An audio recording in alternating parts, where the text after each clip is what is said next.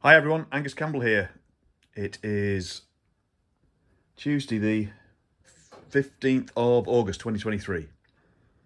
Right, this is where we left the Bonnie at the end of the last video, and we stripped down most of the front end and we're waiting for parts, and the parts have arrived, and that's what we've been waiting for mainly. So new fork shrouds, rubber mountings for the ears. The ears are okay, they just need spraying up. That's easy enough. You can see here that is the original factory equipment fixing for the ignition switch knot. And actually Matt made a good observation actually. The reason why it wasn't fitting properly and they hadn't put the proper screw ring on the front here is that this should be riveted here, and they've replaced them with small nuts and bolts. It does still fit, but if we need to we can replace it. I think I've got those in stock. They're just a two-way switch, nothing spectacular, because on these most of the stuff goes on the top of the headlight. I also did get some rubber mounting bushes. These are for the, what are they for? Yeah, back side of the ears. They go here. But then, you know, we needed some new mounting bolts or set screws anyway. I believe these are 2B8 anyway. Found a kit with a whole lot, so we bought those as well. Managed to get a new headlight complete with rim, the correct one. I'm a bit dubious with respect to some of this OE branding.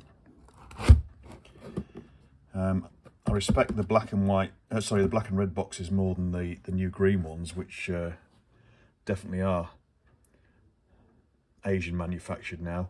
But I can't get to it now. But the black and white, they're up there. You can't see, just behind the ladders there. That's the original black and red branding with a big Lucas on, so it's a bit different. So that's from the original 70s era. Not that stuff. But anyway, it does look pretty good quality actually. The chrome's good, and it is actually the right one. And then the other thing that we noticed, just as a quick reminder, is that, spin round, the right hand side panel, when we took it off we thought this was going to be okay until we looked at that, and that's all been ripped off. It should have ears on it like that to wrap around the frame tube. Totally gone. So we've already got a left hand side panel blank that needs spraying up, so we'll look for a right hand one. And what we found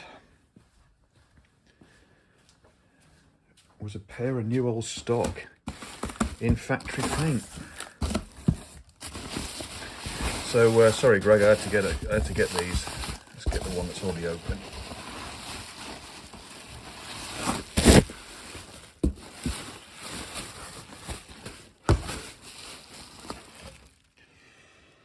There we are, silver sheen, not lacquered.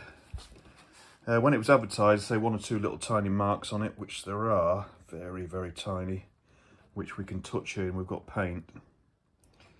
And it's whether or not we should lacquer this. I've not actually offered it up to the tank yet, see if it's a good match, or the, let's have a look. Yeah, that's the front mudguard. Yep, I'll buy that.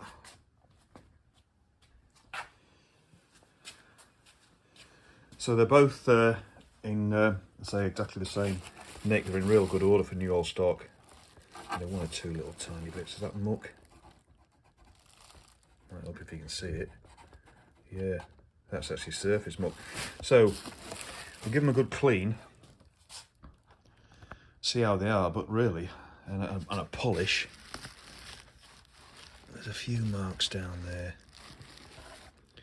but we'll see if we can just rub those out. As I say, I've got paint if we do need to paint them. But let's polish them up first and see what they look like. I'm all for one for keeping factory paint if we can. Right, so what we're going to do today is, with the kindness of Matt, who came over the other night with a 7/16 Allen key, which he's actually given me because he's got one in stock, and then we can get these top nuts off, take the clamp nuts, nut and bolt off, and we can get the forks out then and replace the shrouds and the gaiters. I'm probably going to take the handlebars off as well and just get all this stuff off the top here, get them out of the way, because while we're here we want to clean up and polish up all this lot and probably replace these nuts for the handlebar clamps. And the other quick observation is that, see, these were gated originally anyway, and although the gaiters are absolutely knackered and perished,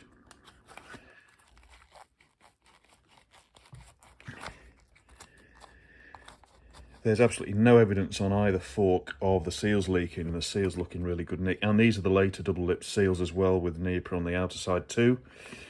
One thing we did notice, or Matt noticed, was that crack there, but it's just on the top lip, and oh god, no it's not. Now that's got to be probably somebody replacing these seals.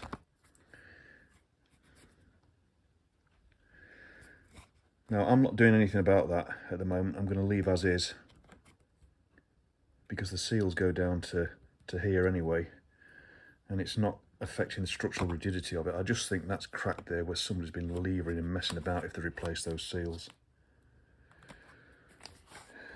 Other side, good as well. Nothing wrong with those. Right, so let's get the forks off and the handlebars, and then we can just clean up a bit and we can start rebuilding, which is a point that I like. Right, let's get on with it. I haven't got too far yet, just on with removing nuts and bolts, etc. But a couple of thoughts and observations actually. I was just undoing this and thinking, hang on a minute. You know, the power set bikes don't have levers that are clamped to the bars like that. And of course, the reason being is that we know that this left-hand switch bank was wrong. We're replacing it with original. And of course, with original, I think, then of course the levers mount on the switch bank. So, have we got a lever? That's what comes to mind. So we've got that to think about. We'll have a look in the stash for that.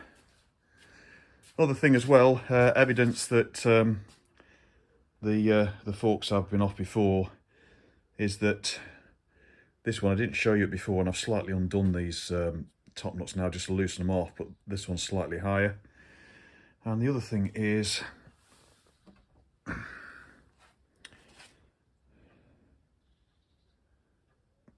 wrong size copper washer, and that was in there, I believe. Yeah.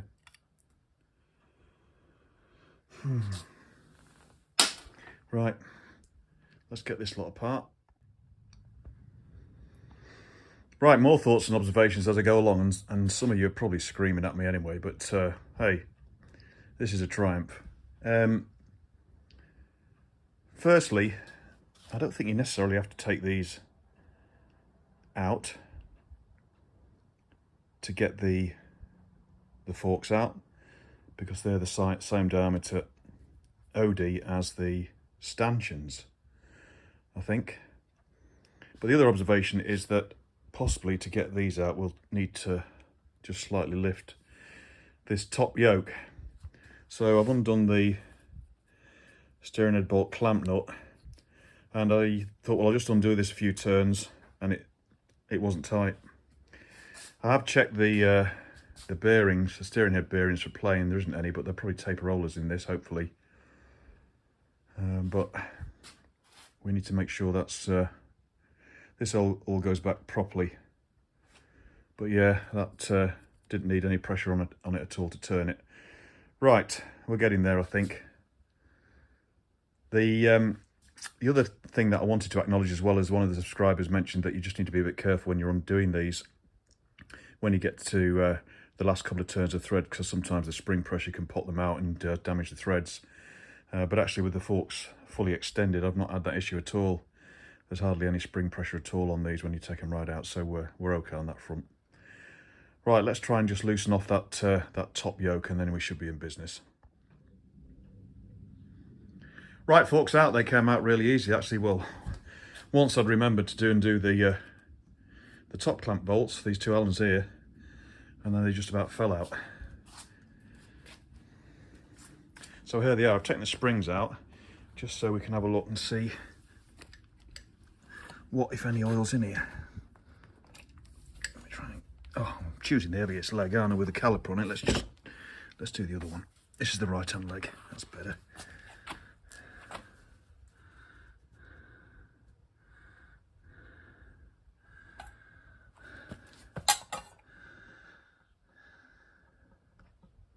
Well, there's a lot. Oh, at last, some oil. That looks like engine oil to me, which is wrong. Filthy engine oil at that. 2050, I'd say.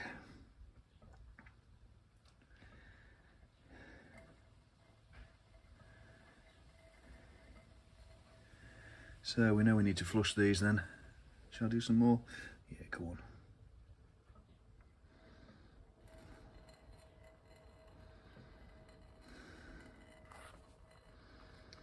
Fork hole should be thinner than that.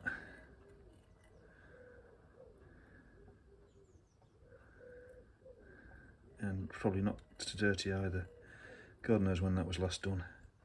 Anyway, that's enough of that, you get the general idea. So we'll flush those out. But as I say, the stanchions are good. That's just muck on there, they're not pitted. They're dry, very dry. So Greg did 1,000 miles on these. Gaiters well and truly cut off and binned. Okay. So what I'm probably going to do is end it there, this one, as a short one. But I will carry on for the next video. Because what I want to do now is clean up all this front end. We probably do need to order some new... where have they gone? There we go.